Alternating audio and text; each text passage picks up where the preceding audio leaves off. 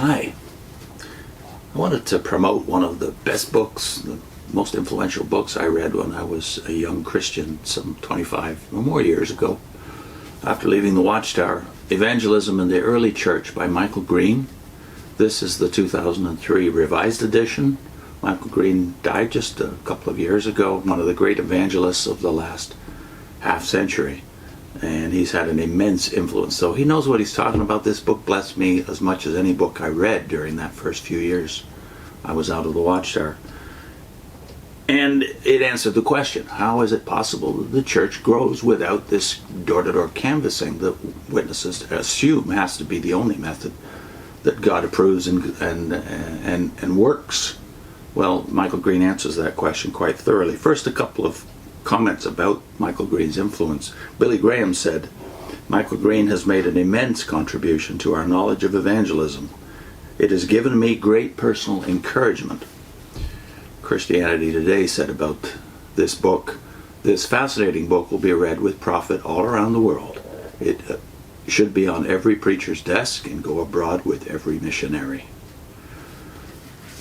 Well, first, Green addresses the problem in the modern world, and even between the two editions of this book. 1970 was the first edition that I read, 2003 this revised edition. In between those dates, of course, some 33 years, a generation has gone by in which multiculturalism, pluralism, and modernism have made a lot of Christians intimidated about voicing their faith.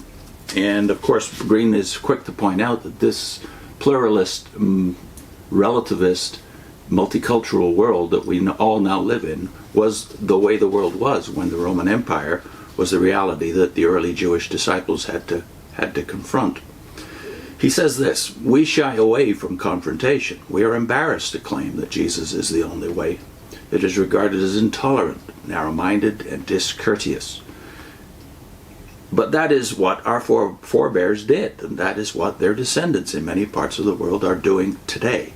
The rate of conversion to Christ worldwide is something in the region of 100,000 a day, the vast majority in the two-thirds world.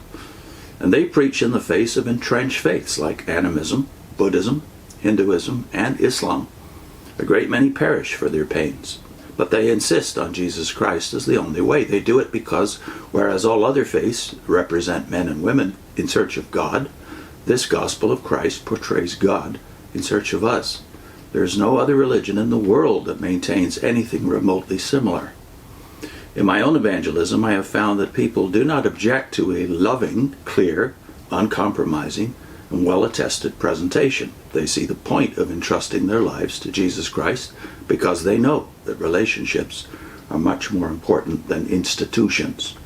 And once they recognize that authentic Christianity is not primarily an institution, but a relationship, they are, I find, often prepared to respond to the challenge to enter that relationship. As Ramsay MacMullen puts it in Christianizing the Roman Empire, quote, Christianity presented ideas that demanded a choice, not tolerance, unquote. He could have expressed it even better had he substituted the word person for ideas.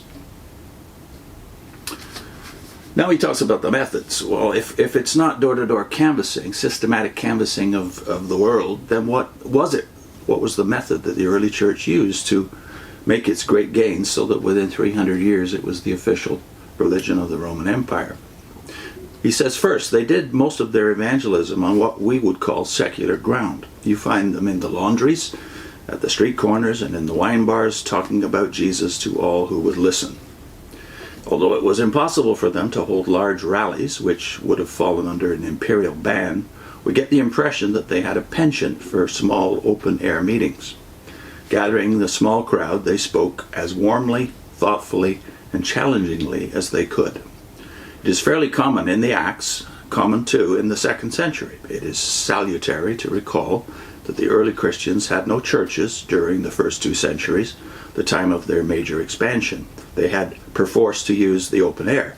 Today, open air evangelism has been largely discredited, but it is my experience that it can be recovered if it is done with humor and lightness of touch. It helps a lot to have a team of people working together. It helps us to use drama, dance, juggling, and other art forms to help people see as well as hear. I've sometimes seen people come to a deliberate commitment to Christ through such meetings. More frequently, however, it starts a process which is carried through later with proper instruction, which is naturally impossible in the open air. Moreover, if it is done well, it fascinates a wider circle of passers-by and at least sends them away with the impression that these Christians have got something sufficiently exciting to spur them to face ridicule. And that might prove the beginning of a quest. A second priority of the early Christians seems to have been personal conversations with individuals. The fourth gospel gives many examples of Jesus doing this, and it continued. I write in this book about the great theologian Origen and his personal evangelism of Gregory, superbly and sensitively carried out. In the Octavius of Minucius Felix, we find one friend evangelizing another during an early morning walk. It is clearly one of the most natural and effective ways of spreading the faith, by one-to-one conversation. This enables the Christian to proceed as and how the other person is ready to receive it. There's no hype, no manipulation, no soapbox oratory. Recent surveys in Britain have all shown that most new Christians regard close relationship with someone in their family or a friend as the most powerful factor in introducing them to the faith. If a church wants to grow, there's a lot to be said for training members in the skills of helping other people to discover Christ. Third, it is very noticeable that the home provided the most natural context for gossiping the gospel. That was clearly the case in the Acts, and it remains prominent in 2nd century literature. Many of the patrician Roman houses were large, with several adjoining rooms and a central courtyard. This was ideal for the mixture of worship, food, companionship, and learning, which marked early Christian worship. In the urban insulae, where people lived in close proximity to one another in small apartments, it was easy for the gospel to spread up and down the block, much as it does in the tower blocks in Singapore today.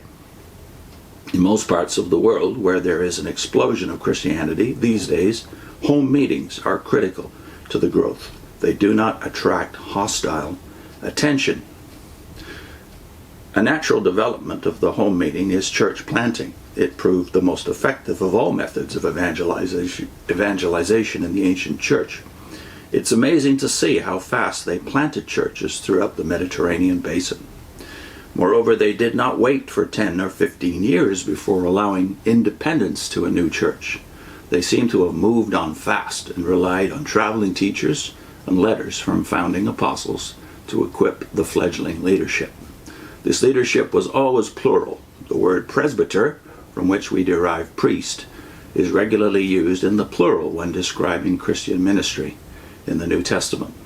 They were a leadership team, supporting and encouraging one another and doubtless making up for each other's deficiencies. This team leadership is very evident in the missionary journeys of the New Testament. And Acts 13 verse 1, etc., is particularly interesting. It indicates not only a plural leadership in Antioch, consisting of 5 members, but diverse types of leadership. Some were prophets, relying on charismatic gifts, while others were teachers relying on study of the scriptures. A balanced church needs both. Moreover, their leadership was international. 1 came from Cyprus, 2 from Africa, 1 from Palestine, and 1 from Tarsus. God's church is not a national body. It's not even an international organization. It is a supranational organism.